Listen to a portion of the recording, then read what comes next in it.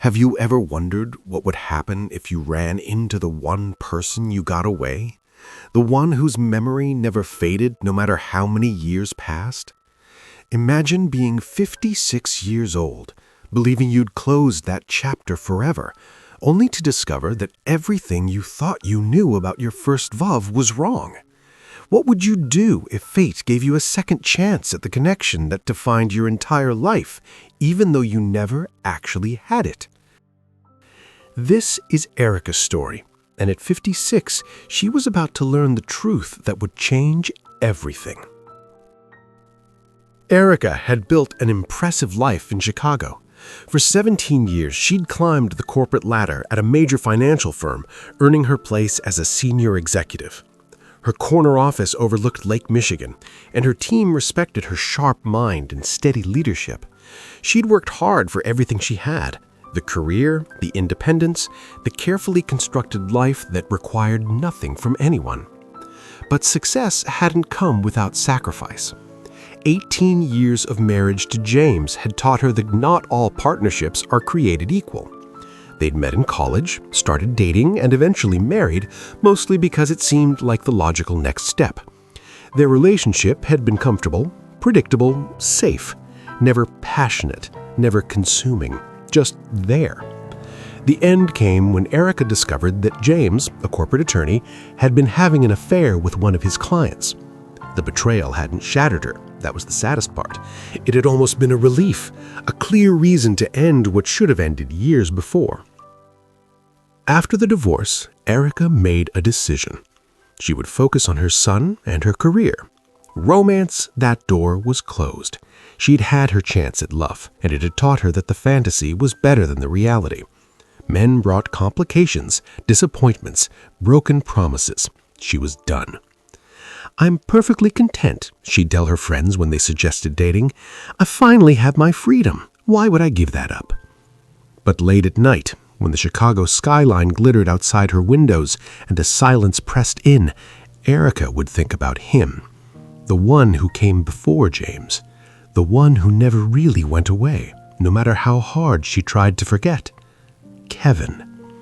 They'd been 20 years old when their paths first crossed. Erika remembered that time so vividly, the way the autumn leaves had fallen on the campus walkways, the weight of textbooks in her bag, the nervous excitement of being young and full of possibility. She noticed Kevin immediately. He was different from the other guys, quieter, more thoughtful. There was something in the way he looked at her that made her heart skip. Not the aggressive confidence of guys who knew they were attractive, but something softer, more genuine. When their eyes met across the lecture hall, she felt it like electricity. What Erika didn't know, couldn't have known, was that Kevin felt exactly the same way. For Kevin, Erika was everything. She was smart, beautiful, confident in ways he wished he could be. He'd watch her across the room, memorizing the way she laughed, the way she tucked her hair behind her ear when she was concentrating. He was hopelessly, completely in love with her. But Kevin struggled with something that held him back from everything he wanted: paralyzing shyness. The thought of approaching her, of possibly being rejected, of stumbling over his words and looking foolish, it terrified him more than any exam or challenge he'd faced. Week after week, he practiced what he'd say. He'd rehearse conversations in his head, imagine how it would go. But every time he got close to actually doing it, his courage would evaporate. Until one day, something changed. Kevin saw Erika standing by her locker, and something inside him snapped. It was now or never. If he didn't do this today, he never would. His heart pounded so hard he thought she might hear it. Before he could talk himself out of it, he walked towards her. Erika looked up, surprised to see him suddenly there, so close. She'd been hoping for this moment for months, but she played it cool, waiting to see what he'd do. "Erika," Kevin said, his voice shaking slightly, I was wondering, would you want to go out with me sometime?" The words tumbled out awkwardly, nothing like the smooth delivery he'd practiced 1,000 times. He looked terrified and hopeful all at once. Erika's heart soared. She smiled, trying not to show how much this moment meant to her. "Sure," she said, keeping her voice casual, even though she wanted to shout yes. Kevin's entire face transformed. He looked like he couldn't believe what he'd just heard. "Really? I mean, today? Could we meet today? There's a diner on 5th Street. Do you know it? Maybe 7 o'clock? The words rushed out, fueled by a surge of adrenaline he'd never experienced before. "Okay," Erika agreed, her own excitement building. 7 o'clock. "Great, that's great. I'll see you there." He practically ran down the hallway, leaving Erika standing there with a smile she couldn't suppress. Finally, she thought. Finally. Erika arrived at the diner at 6:45. She'd changed her outfit 3 times, practiced what she'd say, imagined how the evening would unfold. This felt different from anything she'd experienced before, like standing on the edge of something life-changing. She ordered a coffee and waited. 7 o'clock came and went, then 7:15, 7:30. With each passing minute, Erika's anticipation curdled into confusion, then hurt, then anger. She checked the address again. This was definitely the right place. Had she misheard? No, he'd been clear. 5th Street Diner, 7 o'clock. By 7:45, she was ready to leave, humiliation burning in her chest. How could she have been so stupid? He'd made a fool of her. This had probably been a joke, some cruel prank. Maybe he'd never intended to show up at all. "Erika?" She looked up to see James walking toward her booth. They knew each other from a few classes, had chatted casually a handful of times. "Mind if I sit?" he asked, already sliding into the booth across from her. "Are you waiting for someone?" Pride made her lie. "No, just grabbing dinner." James grinned. "Great, I'll join you then. I'm starving." Erika wasn't interested in James, not romantically, but sitting there alone felt pathetic. And maybe if she stayed a little longer, Kevin would still show up. Maybe there was an explanation. So she let James talk, his easy conversation filling the silence while she kept glancing at the door. Kevin never came. What Erika didn't know, couldn't have known, was that Kevin had been desperate to get to that diner. On his way out the door, his father had collapsed, a heart attack, sudden and terrifying. Kevin had called 911, ridden in the ambulance, spent hours in the hospital waiting room while doctors worked to save his father's life. There'd been no time to think about anything else, no way to contact Erika. This was before cell phones, before easy communication. He didn't have her number, didn't know where she lived. By the time his father was stable and Kevin could leave the hospital, it was nearly midnight. He'd driven to the diner anyway, knowing she wouldn't be there, but needing to see the place, to imagine what might have been. The next day at school, Kevin searched for Erika everywhere. When he finally spotted her across the quad, relief flooded through him. He could explain, she would understand. But as he started toward her, trying to summon the courage to approach, she saw him and immediately turned away. Kevin froze. The message was clear. She wanted nothing to do with him. He tried again the next day, and the next. Each time, Erika either avoided him or looked through him as if he didn't exist. The coldness in her expression made it clear. Whatever chance he'd had, it was gone. What Kevin didn't understand was that Erika's pride was wounded. To her, his failure to show up without any explanation, without even an apology, confirmed everything she'd feared, that he wasn't serious, that he'd been playing with her feelings. His silence only reinforced this belief. And his silence came from shame and heartbreak. How could he approach her now when she so clearly hated him? His shyness, which had barely allowed him to ask her out in the first place, now made it impossible to bridge the gap that had formed between them. A week later, James asked Erika out. She almost said no. She wasn't interested in dating anyone, especially not when her thoughts were still consumed by Kevin and the painful mystery of what had happened. But James was persistent and charming. He made her laugh. And maybe, she thought, this was exactly what she needed, a distraction, a way to move forward instead of dwelling on someone who clearly didn't care. Sure, she told James, why not? Their first date led to a second, then a third. James was attentive, uncomplicated, present. He didn't make her heart race the way Kevin had, but maybe that was better. Maybe the racing heart feeling was just foolish romanticism, and this steady comfort was what real relationships were built on. Kevin watched from a distance as Erika and James became inseparable. Each time he saw them together, it felt like a knife twisting deeper. He'd had one chance, one single moment of courage, and circumstances had destroyed it. Now the woman he loved was with someone else, someone who hadn't hesitated, someone who was there when Kevin couldn't be. The guilt and regret consumed him. If only he'd tried harder to explain, if only he'd found a way to reach her, if only fate had been so cruel. But it was too late now. She'd made her choice. 3 years later, Erika married James. It seemed like the right thing to do. They got along well, he was liable, successful, ready to build a life together. Everyone said they made a perfect couple. On her wedding day, as she walked down the aisle, Erika told herself she was happy. This was what grown-up love looked like: practical, stable, sensible. But deep down, in a place she never let herself examine too closely, she knew the truth. She was settling for safety because she'd lost her chance at something real. She never saw Kevin at the wedding.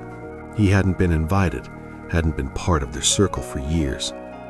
But if she had seen him, she would have noticed that he wasn't there, because Kevin couldn't bear to witness it. The years that followed brought both joy and disappointment. Erika's son was born, and motherhood became the center of her world. He was bright, kind, everything she could have hoped for.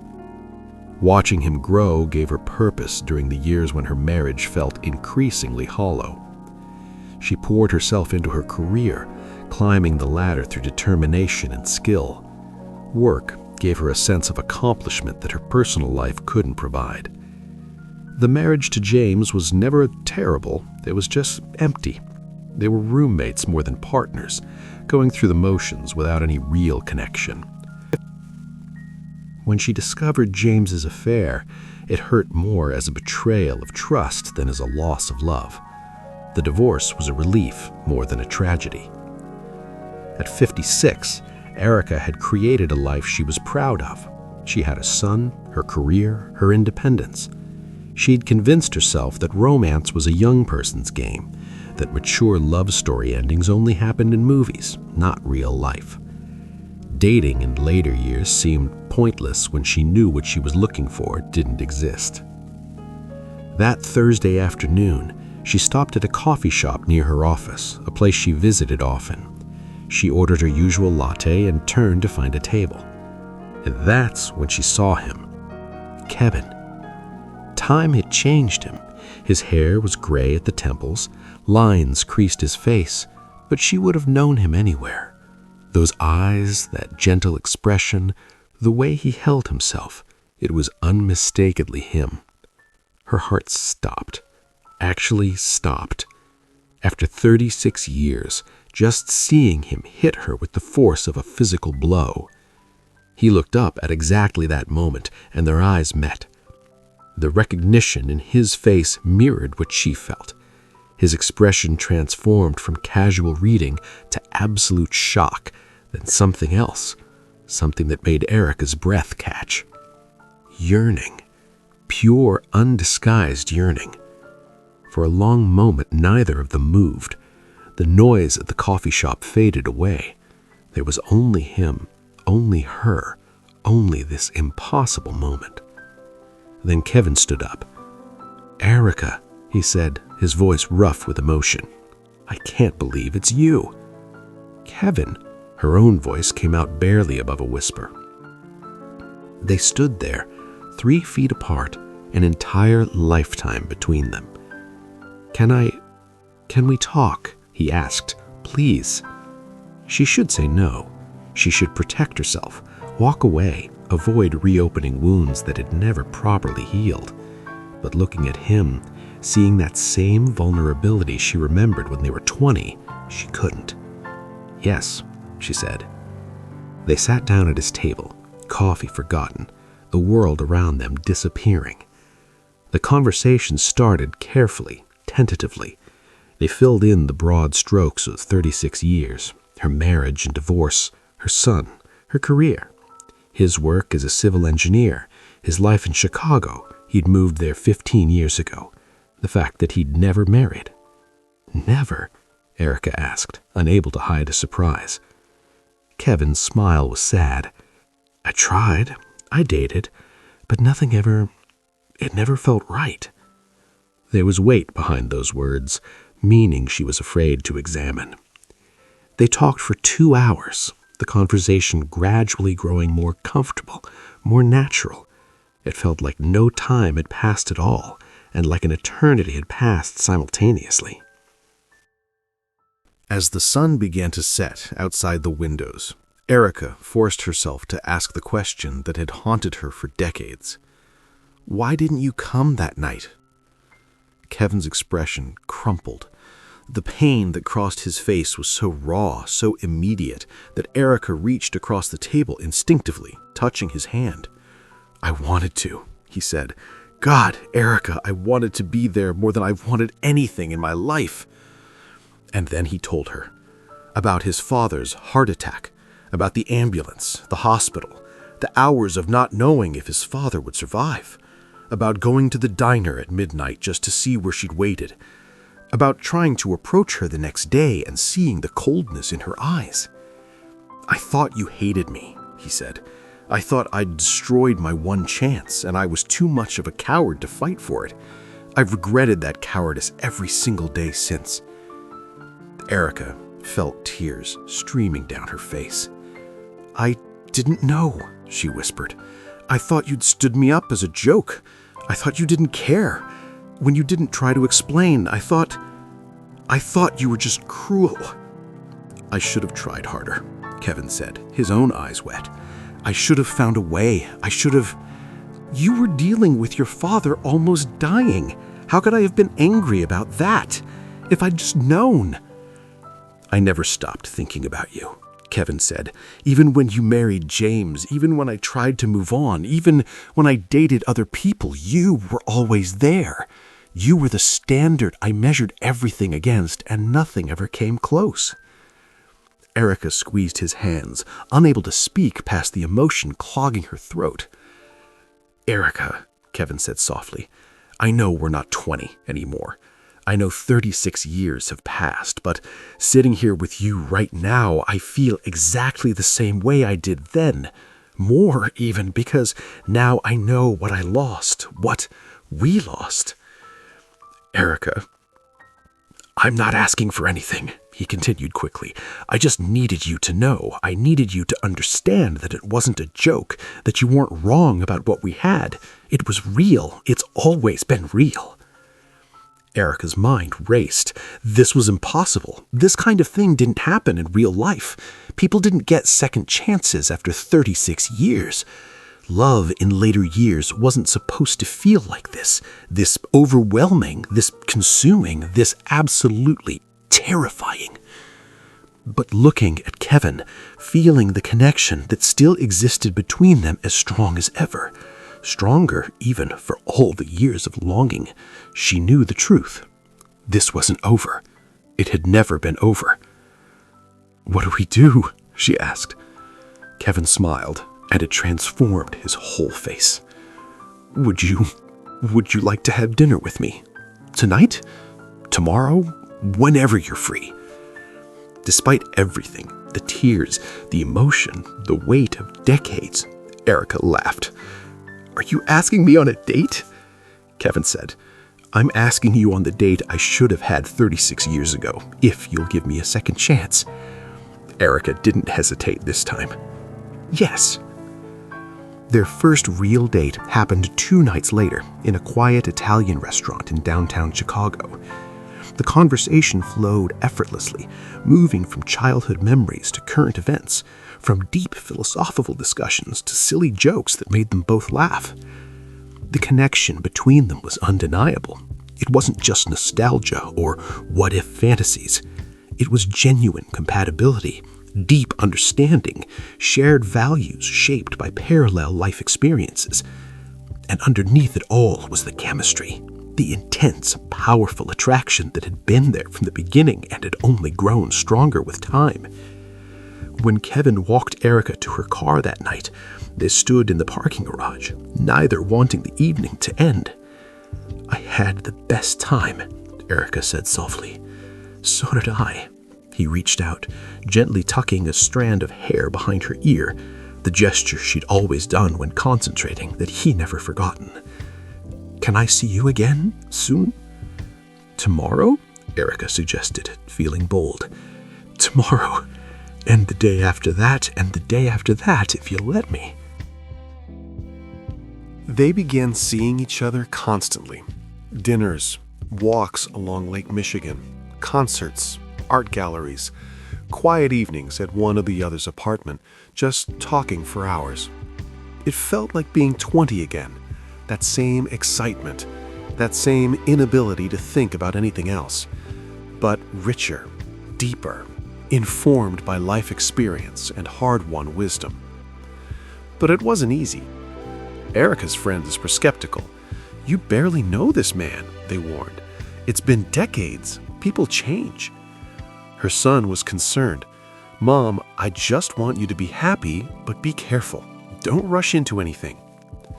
And then there were Erika's own fears. She'd built a life based on independence, on not needing anyone. Opening herself up to this kind of vulnerability at her age felt reckless. "I'm scared," she admitted to Kevin one evening as they sat on her apartment balcony, the city lights twinkling below. "I'm scared of how much I feel. I'm scared of getting hurt. I'm scared that this is too good to be true." Kevin pulled her closer. "I'm scared too," he said honestly. "I'm terrified that I'll do something wrong and lose you again. I'm terrified that this is a dream I'll wake up from." "So what do? We trust it. We trust what we feel. We trust that after 36 years of wondering what if, we deserve to find out what could be." He turned to face her fully, his expression serious. "Erika, I'm 56 years old. I've spent most of my adult life alone because nothing ever felt like you. I don't want to waste another day being careful or protected or scared. I love you. I've always loved you. And if you'll let me, I want to spend whatever time we have left making up for all the years we lost." Erika felt tears slide down her cheeks. "I love you too," she whispered. "I've loved you since I was 20 years old, and you couldn't string 2 sentences together without stammering. I love you now, gray hair and all." Kevin laughed, pulling her into his arms. "Thank God for gray hair, then." They kissed for the first time that night, a kiss that carried 36 years of longing, regret, hope, and love. A kiss that proved some things really do get better with age. A kiss that felt like coming home. The months that followed weren't perfect. They had to navigate questions from family and friends, had to blend their independent lives, had to learn each other's habits and quirks as mature adults rather than college students. Erika's son was wary at first, protective of her mother, but when he met Kevin, when he saw how his mother lit up around this quiet, gentle man, his concerns faded. "I've never seen you like this, not even when you were with Dad," he told Erika. "You're happy, really happy." Kevin's friends were similarly surprised. He'd been alone for so long, they had almost given up on him finding someone. But seeing him with Erika, they understood. This wasn't just dating in later years. This was destiny finally getting its act together. And here was the lost Charlie, the stack of never-sent letters that, early in the warmth of a midday May, finally made their way to someone. The intimacy they shared was unlike anything Erika had experienced before. It wasn't just physical, though that connection was powerful and consuming in ways that surprised them both. It was emotional, intellectual, spiritual. They understood each other on a level that felt almost supernatural. "Is it strange," Erika asked one lazy Sunday morning as they lay tangled together in Kevin's bed, "that I feel like I've known you forever and like I'm still discovering you all at once?" Kevin kissed her forehead. I think that's what happens when you find your soulmate at 20, but don't get to really know them until you're 56. You really believe in soulmates? Erika smiled against his chest. I didn't used to, admitted Kevin. But how else do you explain this? How else do you explain carrying someone in your heart for 36 years? How else do you explain this intensity, this certainty, this feeling that everything finally makes sense? A year after that chance meeting in the coffee shop, Kevin asked Erika to marry him. They were walking along Lake Michigan at sunset, the same walk they'd taken dozens of times before. But this time, Kevin stopped and turned to face her. I know we're not conventional. I know people might think we're too old for this kind of passion, this kind of certainty. But I don't care what anyone thinks. I know what I feel and I know what I want. He dropped to one knee, pulling a small box from his pocket. Erika, I asked you on a date 36 years too late. I don't want to waste another second. Will you marry me? Erika looked down at this man, this wonderful, kind, patient man who'd waited a lifetime for her, and felt her heart overflow. Yes, she said, pulling him to his feet and into her arms. Yes, yes, yes. They married 6 months later, in a small ceremony on a beach in Michigan, surrounded by their closest friends and family. Erika's son walked her down the aisle, tears streaming down his face as he gave his mother to the man who'd always loved her. This time, there was no doubt, no settling, no wondering if this was the right choice. This was everything a wedding should be. A celebration of love that had endured against impossible odds.